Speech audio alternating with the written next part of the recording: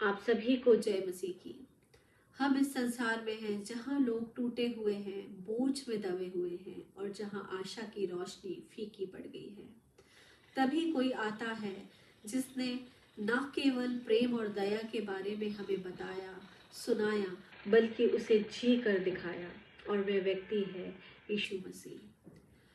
यीशु जब लूका chapter 4 verse 18 और 19 में कहते हैं, प्रभु का आत्मा मुझ पर है, इसलिए कि उसने कंगालों को सुसमाचार सुनाने के लिए मेरा अभिषेक किया है, और मुझे इसलिए भेजा है कि बंदियों को छुटकारे का और अंधों को दृष्टि पाने का सुसमाचार प्रचार करूं, और कुचले हुओं को छुड़ाऊं, और प्रभु के प्रसन्न रहने के वर्ष का प्रचार करूं।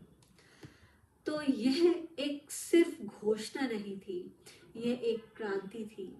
यीशु मसीह ने मानवता के लिए आशा का द्वार खोल दिया। यह वह क्षण था जब स्वर्ग से प्रेम बह निकला और टूटे हुए संसार को बदलने का काम शुरू हुआ। प्रभु का आत्मा मुझ पर है, इसका अर्थ है कि यीशु यह नहीं कह रहे थे कि भविष्य में कुछ होगा। वे ये कह रहे थे कि अभी इसी क्षण परिवर्तन आ रहा है।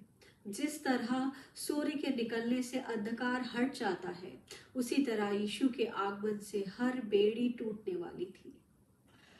वचन में प्रभु कंगालों, बंदियों, अंधों और कुचले हुओं के बारे में जिक्र करते हैं। कंगालों के सुसमाचार के लिए प्रभु कहते हैं, तुम चाहे कितने ही खाली क्यों ना हो, परमेश्वर के पास तुम्हारे लिए आशीषें भरी पड़ी हैं। बंदियों के छुटकारे के लिए वे कहते हैं, तुम्हारी आत्मा किसी भी बंधन में क्यों ना हो, मैं तुम्हें आजाद करने आया हूँ।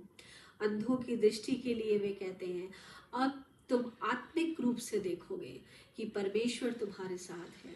दबे कुचलों की स्वतंत्रता के लिए वे कहते हैं कि जो जीवन के बोझ से टूट गए हैं, मैं तुम्हें उठाने आया हूँ। और 19th वर्ड्स में वे कहते हैं कि और प्रभु के प्रसन्न रहने के वर्ष का प्रचार करूं।